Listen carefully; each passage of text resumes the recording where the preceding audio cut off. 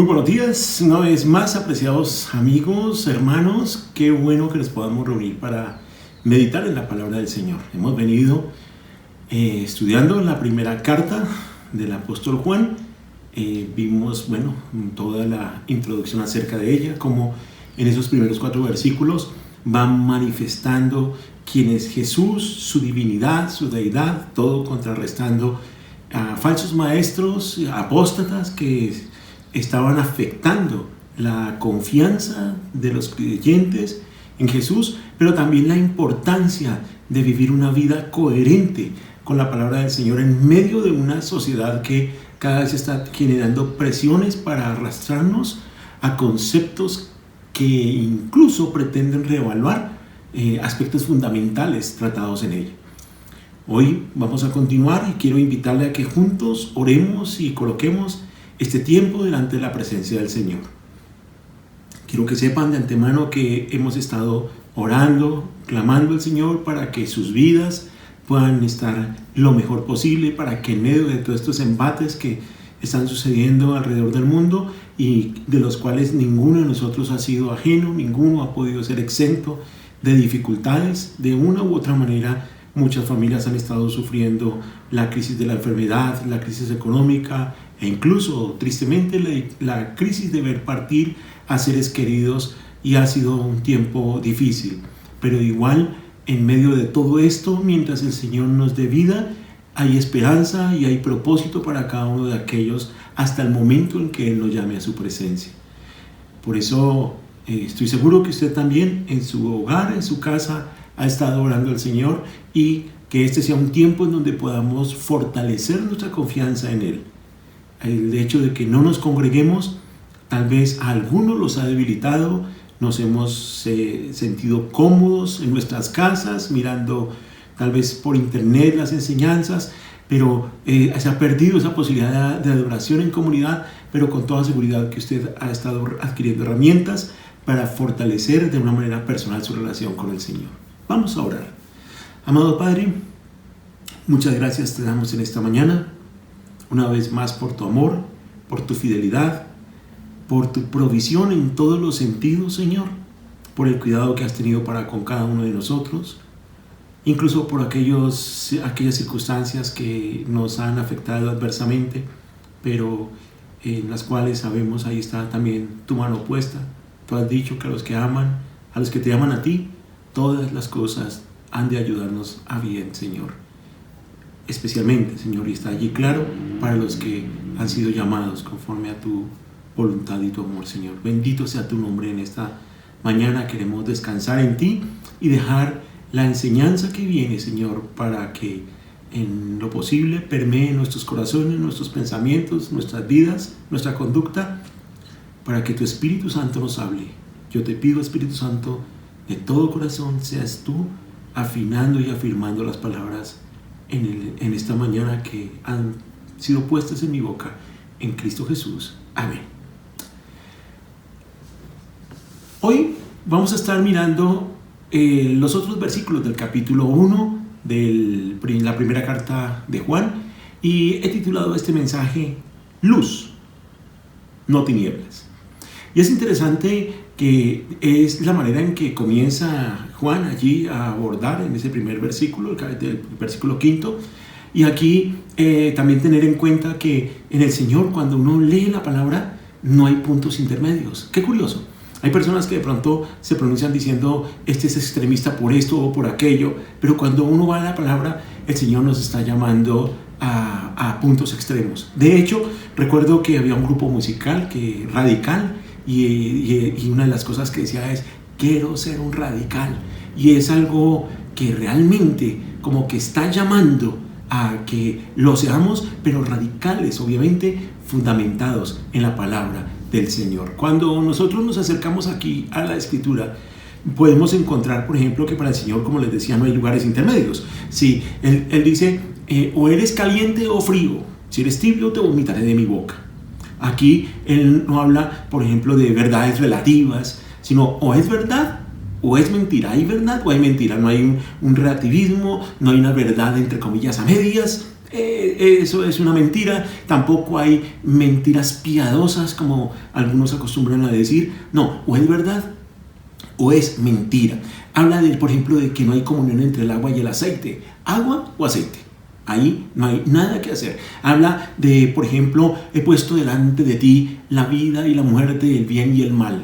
Te recomiendo que elijas la vida, ¿sí? O sea, son puntos que terminan siendo como extremos y que llevan al creyente a que debe tomar una decisión que no puede ir en un término medio. Por eso, al titular este mensaje, luz, no tinieblas, también tenemos en cuenta eso. Luz o tinieblas, no hay término medio. Y esto en medio de una sociedad que, como lo manifestaba en la reunión pasada, puede llegar a tildar de extremistas, de legalistas, de intolerantes, aquellos que de alguna manera estamos asumiendo una posición confrontadora con la palabra de Dios, pues cobra especial relevancia, y relevancia, y es parte de lo que el Señor nos quiere advertir en esta carta, no solo advertirnos, sino también brindarnos los elementos necesarios para afianzarnos en Él y no dejar que la corriente nos arrastre. Estamos llamados en cierta medida a nadar contra la corriente. Estamos llamados en especial sabiendo que en la actualidad hay corrientes de pensamiento y de acción que pretenden arrastrarnos a esquemas de pensamiento y conducta que son contrarios a los principios bíblicos. Así de que en este panorama vamos a estar desarrollando este punto. Ahora, ¿cuál es el extremo entonces que debería escoger un creyente? Porque aquí estamos hablando, por ejemplo, que si lo miramos desde el punto de vista, por ejemplo, de partidos políticos, o usted es de derecha o usted es de izquierda. Deberíamos tomar entonces uno de esos, porque estamos hablando de que no somos de términos medios y que debemos asumir alguna de estas posiciones. No, aquí vamos a ver que el centro de la posición que debe asumir y el extremo que debe tener el creyente puede que llegue a decir, ni en lo uno ni en lo otro, es esto, ¿sí? ¿Y cuál es? El que está fundamentado directamente en la palabra de Dios. Aquí suele suceder que si usted, por ejemplo, manifiesta que no comparte ideas de derecha, entonces ya se le está llamando izquierdista, socialista, comunista. Pero por otro lado, sí, en un momento dado, y estoy hablando de aquellos que de pronto son tildados de esa manera sin que estén militando en ello, pero por otro lado, si usted no respalda a aquellos que son de izquierda, entonces se le está llamando que es una persona que va en contra de los pobres, que es una persona que es capitalista, que es un destructor del bien. Bueno, es eso. Y ahora, lo curioso es que si no aceptan ninguno de los dos, entonces o están en el centro derecha o en centro izquierda, pero de alguna manera tratan como de etiquetarnos en alguno de estos grupos. Esto incluso ha llevado a disolución en familias. ¿Por qué? Porque se trata de ser radical en este punto. Pero ¿cuál debe ser entonces la pregunta? La pregunta es ¿cuál debe ser? ¿Cuál debe ser la posición del cristiano? Creo que la pregunta es allí, ¿cuál es la perspectiva bíblica frente a aquello sobre el cual yo tengo que tomar una decisión? Por ejemplo, hablemos del aborto. ¿Sí? Bueno, el cristiano, ¿qué debe hacer? Lo que dicen las normas internacionales, lo que está propagando la ONU y lo que cada uno de los países está yendo en el camino que está cogiendo, las normas que está adoptando. Entonces, esto dice la ley, por eso yo me debo ir. Entonces, yo soy un médico que, bueno, la ley me protege y yo debo hacer eso. No, la Biblia dice, todo me es lícito, pero no todo me conviene. ¿Sí? Y que no todo me dejaré arrastrar. Entonces, ¿cuál es la perspectiva de la palabra de Dios frente, por ejemplo, al aborto? Bueno, es muy clara. Hay un mandamiento bien claro, no matarás. Eso es algo bien claro. Entonces, el cristiano, ¿qué corriente debe coger? ¿La que más le arrastre? Bien. Así como eso tiene que ver con otros aspectos que sobre los cuales nosotros debemos tomar decisiones y no podemos, como lo digo, dejarnos arrastrar por grupos de personas. Creo que quien profesa ser creyente, quien profesa ser cristiano, y vimos también en la reunión pasada que esta carta está muy dirigida hacia el pueblo cristiano. Si usted es creyente, ¿cuál es su fundamento? ¿Hacia qué corriente se está dejando llevar?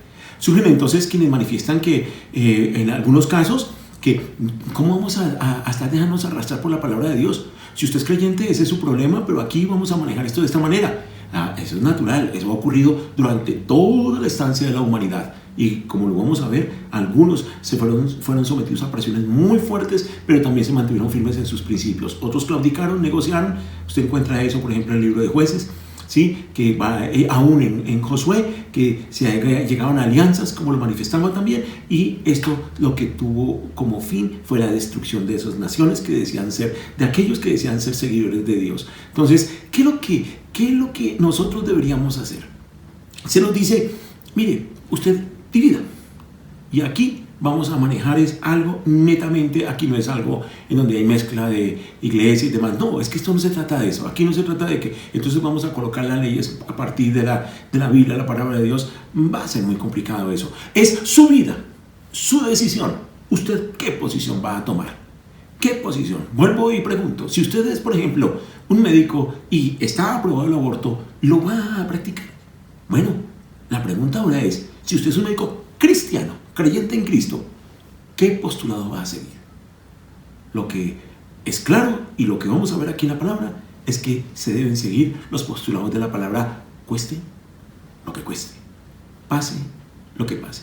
También encontramos, por ejemplo, en la Biblia aquellos que han narrado en la Biblia, esas naciones que totalmente marginadas de Dios hacían y deshacían, y obviamente las consecuencias. De hecho, la tierra prometida que conquistó Israel allá en Canaán, este pueblo, los cananitas tuvieron más de 4 siglos de oportunidad de arrepentirse delante de Dios. Como lo veíamos, entregaban a sus hijos en sacrificio a ídolos, a dioses.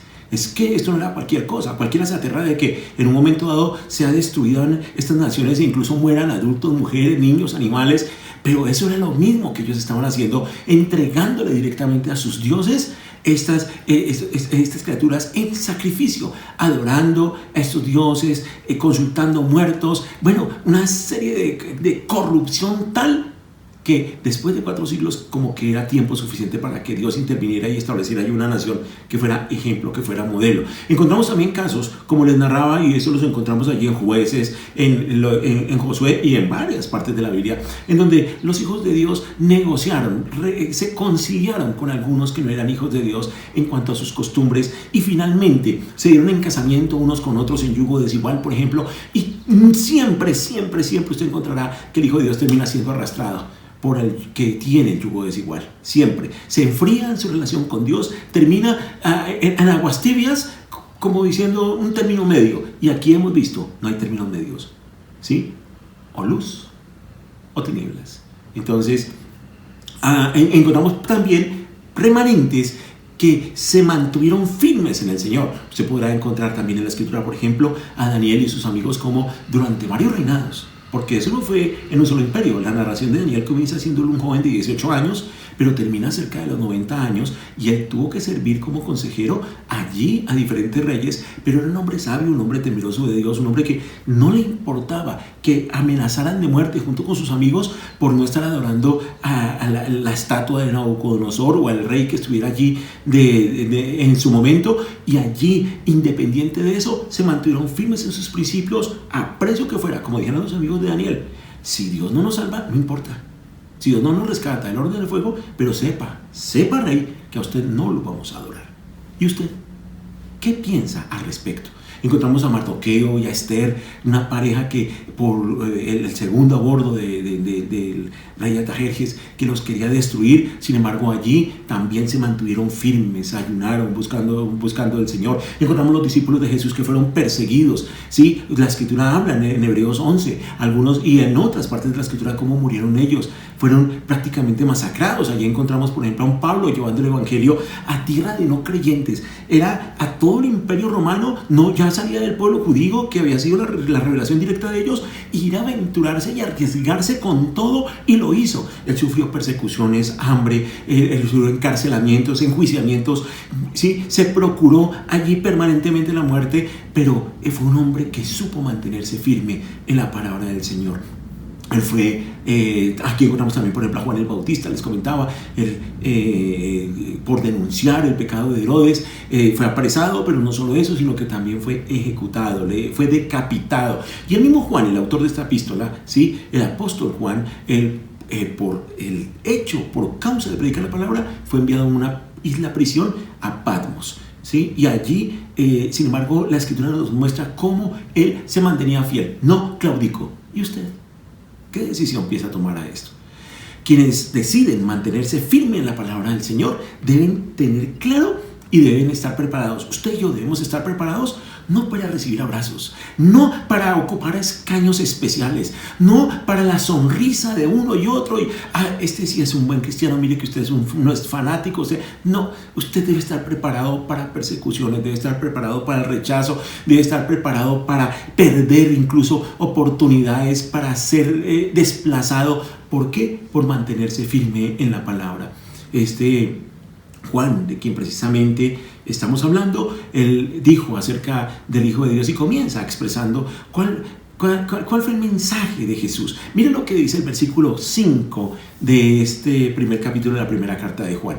Dice, y este es el mensaje que hemos oído de él. Recuerden de quién está hablando, de Jesús, ¿sí? Este es el mensaje que hemos oído de él, porque él dijo lo que vimos, lo que oímos, ¿sí?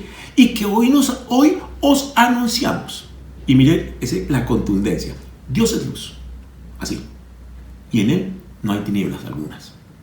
Este es un lenguaje, cuando dice él es luz y no hay tinieblas, es un lenguaje que cuando miramos la parte del efecto literario, es un lenguaje figurado, ¿sí? Entonces, ¿qué es lo que implica esto?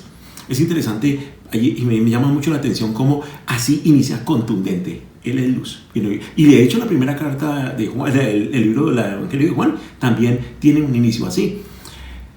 Esto me recuerda a lo que ocurrió en Génesis 1 y 2, ¿sí? Especialmente el versículo 2, porque dice, en el principio creó Dios los cielos y la tierra, pero luego dice, y la tierra estaba sin orden y vacía, y las tinieblas cubrían la superficie del abismo, y el Espíritu de Dios se movía sobre la superficie de las aguas.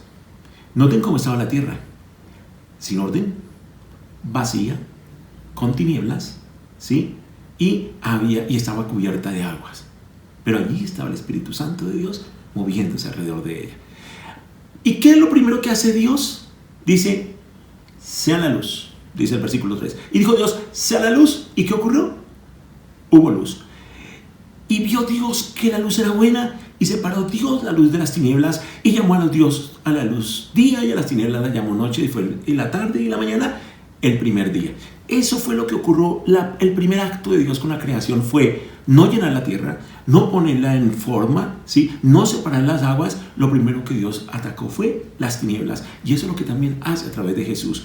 Dios es luz y es lo que Él quiere, que salgamos de las tinieblas y pasemos de la luz. ¿Qué son las tinieblas? Bueno, es vivir en penumbra, es vivir en la oscuridad. Pues de hecho Juan, el Evangelio de Juan, este mismo autor, en el capítulo 8, el versículo 12 dice, un momento especial en que el Señor estaba, y fue cuando él estuvo con la mujer que había sido sorprendida en adulterio y que la quería apedrear, y cada uno, luego de que el Señor los confrontó, cada uno de los que la acusaban, el que esté libre de pecado tire la primera piedra. Ninguno pudo hacer nada. Le dijo a la mujer, vete y no peques más. No hay nadie que te juzgue, ni yo te juzgo. Vete y no peques más. Y luego dice la Escritura, Jesús volvió y dice, a hablarle a la gente. Y dice esto, miren lo que les dice. Yo soy la luz que alumbra a todos los que viven en este mundo. Jesús es la luz. Síganme y no caminarán en la oscuridad, pues tendrán la luz que les da vida. Obviamente un creyente, si está creyendo en Jesús y si realmente camina con Él, debe andar en la luz y no en las tinieblas. En Juan, en ese mismo capítulo, dice que en el capítulo 12, dice, yo soy la luz que ha venido a alumbrar este mundo. Mire esto. Y ahora, mire lo importante para usted, querido amigo, si no ha tomado una decisión por Cristo. Mire lo que dice. El que cree en mí, dice Él, vivirá ¿en qué? En la luz y no vivirá en la oscuridad. Usted necesita de Jesús para salir de una vida en donde seguramente cree que está bien, pero mientras no haya tomado una decisión por Cristo, no está en la luz, está en tinieblas. No hay punto medio. Isaías 5:20 nos muestra lo que se espera de aquellos que profesamos seguir al Señor. Y mire este ay, es como una queja, como un pesar, como un lamento que expresa Isaías allí. Dice, ay de los que llaman al bien mal y al mal le llaman bien. Mire eso, ay de aquellos. Y eso lo incluye a usted también si no ha tomado una decisión por el Señor. Hay de aquellos que llaman al mal bien y al bien le llaman mal, que tienen las tinieblas por luz y la luz por tinieblas. Esa es mi verdad. Yo estoy aquí en mi verdad, a pesar de que esté en tinieblas, pero esta es mi verdad, yo considero que estoy en luz. Que tienen lo amargo por dulce y lo dulce por amargo. Muchos, especialmente temas, por ejemplo, profesados por la nueva era, quienes siguen estas corrientes, hablan de la luz, y yo tengo la luz, y yo reflejo la luz, sí, pero realmente es como una, llamémoslo así, como una parodia de lo que es la realidad, de lo que es la luz. Se desconoce porque la luz es Cristo, no hay ninguna mezcla en ello. En Mateo, en el versículo 14 del capítulo 5, se nos insta a nosotros, el Señor es la luz, el que está en luz no anda en tinieblas, el que cree en Él sale de la oscuridad y pasa a la luz. ¿Y qué se espera de aquel que cree en Él? De usted y de mí, si hemos creído. Dice, ustedes son la luz del mundo, no somos las tinieblas. Una ciudad situada sobre un monte no se puede ocultar, ¿sí? Ni se enciende una lámpara y se pone debajo de una vasija, sino sobre el candelero. Usted no pone la lámpara que tiene en su mesa de noche, no la pone debajo de la mesa, la coloca encima para que alumbre, ¿sí? Y alumbra a todos los que están en la casa. Dice luego, así brille la luz de ustedes delante de los hombres, para que se vean sus buenas obras y glorifiquen a su Padre que está en los cielos. Interesante. Yo luchaba mucho con el hecho de que buenas acciones que hagan los creyentes sean dadas a conocer, ¿sí? Pero comprendí cómo la palabra es bien clara cuando el Señor en ese mismo evangelio, y esto tiene que ver con el sermón del monte, ¿sí? En ese mismo evangelio Él está hablando de que no se debe uno vanagloriar por lo que hace. O sea, aquí es con qué corazón usted está haciendo las cosas. Pero si usted está haciendo algo que es para la gloria de Dios, usted no debe tener ninguna vergüenza. Al contrario, tiene la responsabilidad de publicarla, porque de lo contrario, eso es lo que se conoce como una falsa humildad. Es un orgullo encubierto, en donde yo no voy a conocer las cosas porque eso es orgullo. No, ahí hay algo que hay que revisar. Porque quien está haciendo las cosas dirigido por Dios, para el bien de otros, ¿sí? En obediencia a Dios y en amor al prójimo, en amor a Dios y en amor al prójimo, no tiene por qué. Simplemente se hizo gracias a Dios que se pudo hacer esto, porque la gloria y la honra es para Él. Por eso el Señor dice, así brille la luz de ustedes delante de los hombres. No se pone debajo del sol, no se esconde, brille delante de los hombres. ¿Para qué? Para que vean sus buenas acciones. ¿Quiénes van a mirar la luz contrarresta las tinieblas? Aquellos que están en tinieblas van a ver esas buenas acciones y glorificarán ¿a quién? Al Padre que está en los cielos. Eso es algo muy hermoso, porque varios siervos del Señor, la Biblia muestra cómo, por ejemplo, el mismo Daniel, sus amigos, los reyes terminaban diciendo, en verdad hay un Dios. Nabucodonosor, el Dios tuyo, en verdad. No decían, oye, es que tú eres a José por interpretar los sueños, eres un duro. No, ¿quién más que este? ¿Por qué? Porque sabían manejar también las cosas con un corazón sensible a Dios, con un corazón humilde para Dios y para con los hombres, pero sin negar la obra de Dios hecha a través de ellos. Esa es vivir en la luz. En la primera carta del apóstol Pedro, el capítulo 2, dice la Escritura, pero ustedes, miren lo importante, ustedes, quienes hemos creído en Jesús, que pasamos a la luz, dice, pero ustedes son linaje escogido. O sea, linaje. Eso es algo como un privilegio especial. Pertenecer a una élite especial, llamémoslo así, ¿sí? Linaje escogido. Real sacerdocio, no cualquier sacerdocio. El real sacerdocio. Nación santa. Y esto no se lo está diciendo a unas personas, nada más a los creyentes en Cristo. Y luego dice, pueblo adquirido por Dios. ¿Por qué fue adquirido? Porque quienes tomamos la decisión por el Señor, recibimos a Cristo, reconocemos que Él murió por nuestros pecados, el Señor entregó a su Hijo. Y aquellos que recibimos a Cristo somos adquiridos por Él. Pueblo adquirido como posesión de Dios. ¿A qué? ¿A fin de qué? Dice, a fin de que anuncien las virtudes de aquel que lo llamó. ¿De dónde? de las tinieblas a su luz admirable. ¿Cómo es de importante? Estamos en un mundo en donde necesariamente hay dos grupos de personas. Unos que están en la luz o estamos en la luz y otros que están en tinieblas. ¿Quiénes estamos en la luz? Quienes hemos creído en Cristo. ¿Quiénes están en tinieblas? Quienes no han creído en Cristo. Por eso ya vimos el texto correspondiente a eso. Ahora, el versículo 6 de este primer capítulo continúa diciendo: si decimos que tenemos comunión con Él, pero andamos en tinieblas, mentimos y no practicamos la verdad.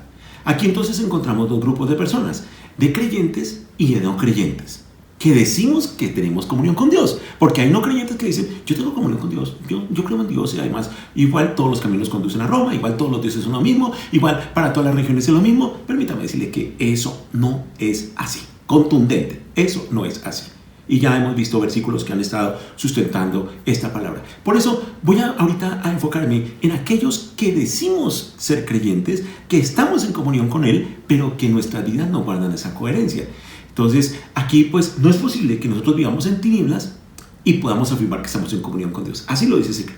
Si estamos viviendo en tinieblas, usted puede estar viviendo como sea, pero si está viviendo en tinieblas, en pecado, esto lo de vivir en tinieblas es vivir en pecado.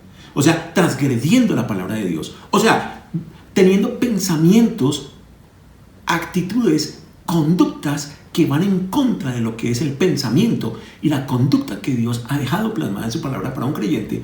Entonces, ¿qué es lo que sucede con ese grupo de personas? Mentimos si decimos eso y no practicamos la verdad. Dos cosas: no solo mentimos, sino que no estamos practicando la verdad. Por eso no es posible que andamos en comunión. ¿Qué es una comunión con Dios? La comunión tiene que ver directamente con la unión con el Señor. De hecho, el diccionario de la Real Academia Española, de la Lengua Española, cuando habla de comunión se refiere, mire lo que dice, cómo lo define el diccionario. Dice: relación del hombre con Dios, en la comunicación que se establezca entre ambas partes. O sea, no es como yo determine cómo me comunico con Dios, es cómo la establezcan ambas partes. Y el Señor ha provisto en su palabra la manera en que nosotros nos relacionamos con Él, nos reconciliemos con Él, nos comuniquemos con Él, vivamos según sus preceptos. Entonces, así lo define un diccionario que no es de teología, que no es bíblico, de la Real Academia. Se refiere a la relación del hombre con Dios, en la comunicación que se establezca entre ambas partes. Y agrega, también la palabra comunión se refiere a los seguidores de la religión al estar de acuerdo con el mismo sentir y actuar en una relación íntima entre el cuerpo de Cristo para lograr un objetivo común. Eso lo define el diccionario. Entonces, vale la pena que usted revise estas definiciones, porque la Escritura nos está hablando de eso. Segunda de Corintios, en el capítulo 6, el versículo 14 dice: no estén unidos en yugo desigual. ¿Con quién? Con los incrédulos. Creyentes e incrédulos. No hay más en el mundo. Creyentes en Cristo o no creyentes. Dice: no estén unidos en yugo desigual con los incrédulos. Pues, ¿qué asociación tienen la justicia con la iniquidad? Está hablando que el grupo de creyentes es el grupo que está bajo la justicia, ha sido justificado por Dios. ¿Y qué relación puede tener con la iniquidad? La iniquidad es con aquellos que andan en pecado, y el principal pecado por el cual el Espíritu Santo vino acá y está en este tiempo aquí en el mundo. La Escritura, el Señor Jesucristo dijo que mi Padre enviará el Espíritu, el otro Consolador, el Espíritu Santo, y Él les convencerá de pecado. Pero no es el pecado del embriagarse y demás. Claro que eso también es parte de la convicción, pero el fundamental dice: de pecado por cuanto no han creído en mí. Ese es el principal pecado. Y eso es lo que se llama iniquidad. Y luego dice: ¿o qué comunión hay entre la luz y las tinieblas? Ahí es muy claro en la segunda carta. Ahora, Amós 3:3 dice: ¿andarán dos juntos si no estuviesen de acuerdo? Si usted está viviendo en tinieblas, si usted está viviendo una vida de pecado, téngalo por seguro, no está andando en comunión con Dios. Entonces, no puede decir que anda en comunión cuando está en este caminar. Andar con el Señor implica estar de acuerdo con Él, con su pensamiento, con su palabra, que es la que recoge el pensamiento de Dios, la vida de Jesús, la que nos permite conocer a Dios. Salmo 119, hablando de la palabra, dice: lámpara, mire, luz, lámpara es a mis pies tu palabra, lámpara es a mis pies tu palabra. ¿Y qué más dice? y luz para mi camino. El que anda en luz, anda tomando sus fundamentos, sus principios, sus decisiones y revaluando su esquema de vida a partir de la palabra de Dios. Esta es la que le va a decir, esto es lo que se dice acerca de este tema, esto es lo que se dice aquí en donde hay tinieblas. Y cada uno puede elegir. Por eso hablo de creyentes que de pronto puedan estar andando en tinieblas. El Salmo mismo 119 en el versículo 30 es tan bonito porque dice, la exposición de tus palabras imparte luz. Permítame decirle esto, no sin el ánimo de entrar a vanagloriar de esto, pero lo que estoy haciendo precisamente es exponer la palabra. La exposición de tus palabras, ¿qué es lo que hace? Es lámpara, ¿sí? Y dice, la exposición de tus palabras imparte luz. O sea, yo no había visto esto. Pero ahora todo me queda a la luz. En mi vida, mis pensamientos, decisiones que debo tomar. Eso es lo que hace cuando usted se expone a la palabra de Dios, va a tener luz. Y dice la Escritura, para que no tengan preocupación por ello, que de pronto quién sabe qué más tenga que estudiar, dice, da entendimiento a los sencillos, a los simples. O sea, no es para... abarca todo grupo de personas, aún el que no sabe leer y escribir. Cuando le leen la palabra, cuando la escucha, esa persona termina abriéndose a la luz. Luego, también el Proverbios 6:23, por ejemplo, dice, porque el mandamiento es lámpara. Mire, el mandamiento es lámpara. Proverbios 6:23. El mandamiento es lámpara y la enseñanza luz. Y camino de vida las reprensiones de la instrucción. ¿Hablando de qué? De la palabra del Señor. Ahora, el Señor dice que, y acabamos de ver ese verso, ¿sí? Que en el verso 6, que mentimos y no practicamos la verdad cuando decimos que terminamos con Él, pero andamos en tinieblas, ¿sí? Entonces, aquí nosotros tenemos que quedar claro que hay, como les decía, no hay verdades relativas. La verdad absoluta, que es el Señor. Él le dijo, yo soy el camino, la verdad y la vida. La verdad que es la palabra de Dios, cuando Él dijo, santifícalos en tu verdad, tu palabra es verdad. Ese es el absoluto que debe ser el punto de referencia de todo creyente. Pero no es nada a medias, es la verdad absoluta. Y mire, lo que es claro acá es decir que ando en comunión, pero andar en tinieblas es mentir y es no practicar la verdad. No es practicar la verdad. Juan 8:44 dice algo que es contundente. Y hablamos aquí de puntos extremos, pero así es la palabra. Nos está llevando a esto. Mire lo que dice. Ustedes son de su padre el diablo. Imagínense ese escenario en donde Jesús está hablando con un grupo de personas y les dice eso. Ustedes son de su padre el diablo. Imagínense que usted estuviera ahí. Hoy el Señor nos lo está diciendo. Ustedes son de su padre el diablo y quieren hacer los deseos de su padre. Y mire lo que va refiriendo. Él, hablando del diablo, fue un asesino desde el principio. Y no se ha mantenido en la verdad porque no hay verdad en él. Cuando habla mentira, habla de su propia naturaleza. Quien miente tiene una naturaleza de mentiroso y es una naturaleza que viene del diablo. Mire lo que sigue diciendo acá. Cuando habla mentira, hablando del diablo, habla de su propia naturaleza porque es mentiroso y padre de la mentira. Pero porque yo digo la verdad, ¿no me creen? Dice Jesús a ese grupo. ¿Quién de ustedes me prueba que tengo pecado? Y si digo verdad, ¿por qué ustedes no me creen? El que es de Dios, escucha las palabras de Dios. Por eso ustedes no escuchan, porque no son de Dios. Entonces, está diciendo, ustedes son hijos de su padre el diablo, el padre de mentira. Y permítame decirle a usted, amigo creyente, que si está en tinieblas, que si está teniendo una vida de pecado, usted está en este momento bajo la cobertura de su padre de mentira, que es el diablo. Y aquí, entonces, es necesario tomar una decisión de pasar a la luz rápidamente, y aquí lo vamos a ver cómo es que vamos a dar camino hacia allá. Hay quienes pueden afirmar también, y estoy hablando ya del otro grupo, que son los no creyentes, que dicen, yo soy creyente, sí, yo estoy bien con Dios. Tenía un compañero de trabajo en una entidad que cuando le compartía la palabra, él decía, yo lo único que sé es que al que bien obra, bien le va, y Dios está con él. No. Es algo, y se lo dije así, no. Porque no necesariamente al que bien obra le va bien, así que sea no creyente, no necesariamente, ¿sí? Entonces yo no puedo indicar que como las cosas me están saliendo bien, entonces es que Dios está de acuerdo con mi estilo de vida. No, recordemos que el parámetro es la palabra de Dios. Ella es la que me muestra a mí qué es lo que es verdad para confrontar con mi vida y allí determinar si en realidad lo que estoy viviendo está en tinieblas o está en la verdad.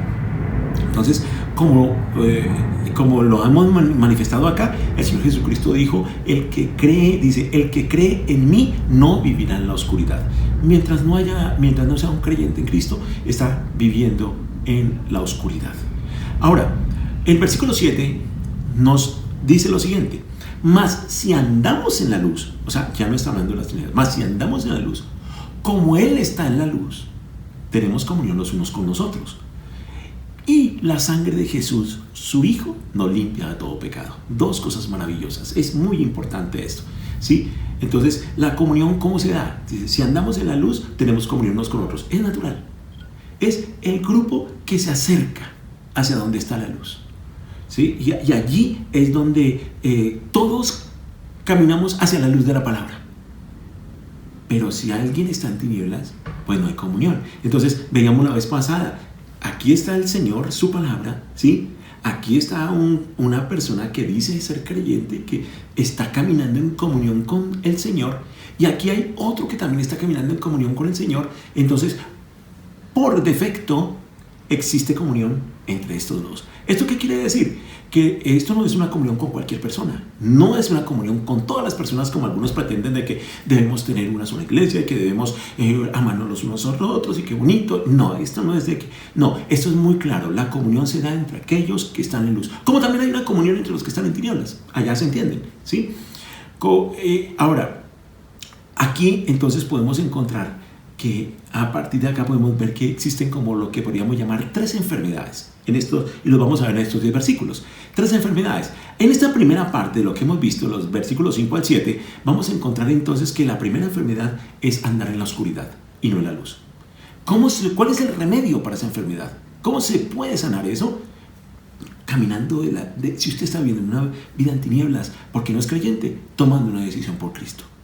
Pero si usted es creyente y está viviendo en tinieblas, yo creo, porque lo vamos a ver más adelante, nadie puede decir que no ha pecado. Todos pecamos. El problema es quedarnos allí. Pero salir de allí, de las tinieblas, y pasar a la luz, esa es la sanidad, el remedio de aquel que anda en la oscuridad, es yendo a la luz. ¿Y cuál es la luz? Es Cristo Jesús, como lo hemos visto, y es la palabra que le revela a Él y que nos revela la condición en que nos encontramos. Vamos al versículo 8. Si decimos que no tenemos pecado, mire cómo entra aquí. Y es algo muy interesante porque él comienza a trabajar más que todo como el corazón, el ser de cada uno de nosotros. El apóstol Juan, inspirado por el Espíritu Santo, está confrontándonos con eso. Primero nos ha mostrado a Jesús con todo su poder, su deidad, Hijo de Dios, y a qué vino. Luego nos está mostrando también una confrontación de si nosotros decimos que estamos con Él, ¿qué es lo que debemos tener? ¿En tinieblas o en luz? Y aquí hay otro punto entonces en donde él dice, existe la posibilidad de que usted diga que no tiene pecado. Dice, si decimos que no tenemos pecado, mira lo que dice, nos engañamos a nosotros mismos y la verdad no está en nosotros. Esta es una afirmación muy categórica. ¿Qué creyente podría afirmar que no peca? No hay una sola persona en el mundo que no peque. Como en el Edén, puede llegar a suceder que Satanás le envuelva por allá y le adorne su oído, haciéndole ver a una persona que no, yo he pecado, pero no le he hecho mal a nadie, como muchos dicen, pues que yo no robo, no he matado. O sea, lo llevan a un extremo, pero no consideran que no es su manera, sino cuando están dos de acuerdo es porque hay un acuerdo con Dios. ¿Y qué es lo que dice Dios en su palabra? El arrepentimiento es ponerme de acuerdo con Dios. El pecado es entrar en desacuerdo con lo que Dios ha prescrito. Entonces, un creyente que dice eso, ¿qué pasó con Eva? Le dice Satanás, ¿sabe Dios que el día que coman de eso que Él le dijo que no comieran, se les van a abrir los ojos y ustedes serán como Dios, conociendo el bien y el mal? ¿Cuántas personas hoy consideran, yo soy Dios, soy un Dios, y es que soy un pequeño Dios? Errores, incluso algunos creyentes, errores de interpretación de la palabra. Entonces, aquí es muy interesante ver que pasamos del Padre de verdad en una condición como esas al Padre de mentira. Por eso él dice que en ese versículo dice, nos engañamos y la verdad no está en nosotros. Nos engañamos. Santiago 4, en el versículo... bueno, es interesante que quisiera ver la definición de pecar, porque pecar, ya vimos, ¿no? Estar en contra. Pero quiero leer la definición que da la Real Academia Española. El diccionario dice: transgresión consciente de un precepto religioso, ¿sí? Cosa que se aparte de lo recto y justo o que falta a lo que es debido. En Santiago, aparte de ir a faltar lo debido, Santiago, la Escritura nos dice en el capítulo 4: a aquel pues que sabiendo hacer lo bueno y no lo hace, también le es contado por pecado. Nos engañamos a nosotros mismos, dice allí la Escritura. La verdad no está en nosotros. Muchas veces hay lo que se conoce como una autojustificación, ¿no? Yo no, además tuve que hacerlo, tuve que mentir, si no, pues no lograba esto, tuve que hacer esto porque de lo contrario, sí, tuve que asesinar, tuve que matar, tuve que robar porque tenía hambre, tenía que llevar la comida, tuve que, sí, y empieza la autojustificación. Aquí no vale autojustificación absolutamente para nada. Ninguna argumentación. Tampoco el hecho de que, como algunos pueden tomar la iniciativa, y lo veíamos también en la reunión pasada, de ese cubrirse a Adán y Eva de sus pecados. No, aquí las buenas obras, que algunos dicen, no, pues como que tratan de, caramba, si es esto, pero voy a hacer este bien por acá, esto voy a hacer este bien allí, esto allí, y con eso yo como que limpio mis pecados. No, eso no es para compensarla. No es a la manera del hombre, es a la manera de Dios. Entonces, en esa condición no podemos decir que andamos en la verdad. Ni siquiera podemos decir que la verdad está en nosotros. Nos estamos engañando. Pero miren lo bonito, la solución que se van saliendo acá. El versículo 9 dice: si confesamos nuestros pecados, Él es fiel y justo para perdonarnos los pecados y para limpiarnos de toda maldad. Qué hermoso es esto. Cuando uno encuentra, entonces dice, caramba, sí, cuando yo me confronto a la palabra. Mientras usted no se confronte con la palabra, mientras usted no tenga a Cristo en su corazón, va a estar en tinieblas, primero. Y no va a poder entender ni siquiera la palabra de Dios. No la va a comprender. No la va a comprender. Comprender algunas cosas, especialmente éticas, morales, de conducta. Pero el fondo que toca al espíritu no lo va a entender. La Escritura dice que para el hombre natural las cosas espirituales son locura. ¿Por qué? Porque estas se tienen que discernir espiritualmente. Por eso el primer paso que debe dar uno creyente es entrar de las tinieblas, salir y entrar a la luz. ¿Recibiendo a qué? A Cristo en su corazón, porque Él mismo dijo: el que cree en mí ya no andará en la oscuridad. Y entonces en ese primer punto es cuando uno se ve confrontado con la palabra y dice: wow, esto, bien, yo voy aquí a confesar que en esto estoy pecando. Y entonces, ¿qué hace Dios? ¿Qué hace el Señor?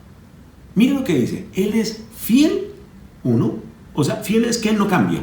Él ha prometido reconciliarnos con el Padre. Jesús vino aquí a morir en la cruz para reconciliarnos con nuestro Padre Celestial. Es el puente que vuelve a restaurar la relación del hombre pecador con un Dios santo. Es el único.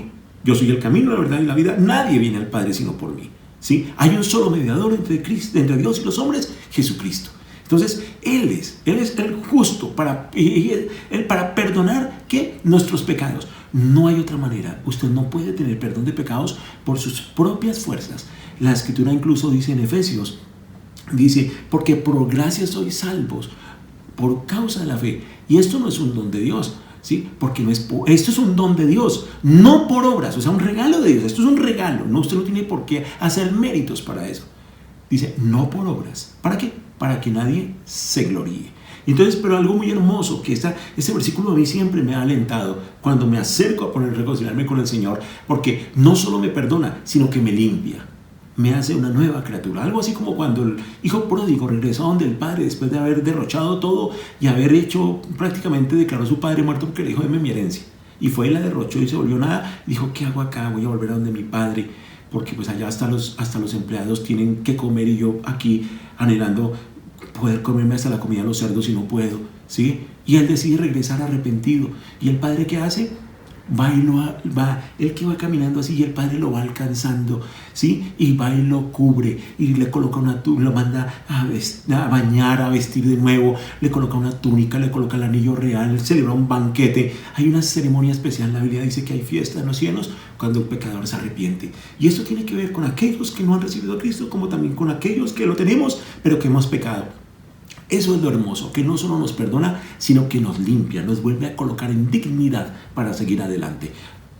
Vuelva de las tinieblas a la luz. Y dice, nos limpia de toda maldad. O sea, no hay una que no quede cubierta, que haya en la cruz no haya quedado cubierta. La única que dice el Señor, el único pecado que no tiene perdón es la blasfemia contra el Espíritu Santo de Dios. Todo lo demás está bajo la cobertura del perdón de Dios. En esas 3 enfermedades que observamos, la segunda entonces es aquel que es santurrón, el hipócrita. ¿Yo pecado? No. ¿Cuál es el remedio? Confesar nuestros pecados. ¿Para qué? Para tener el perdón y estar nuevamente limpios. Así es que pasamos de las tinieblas a la luz.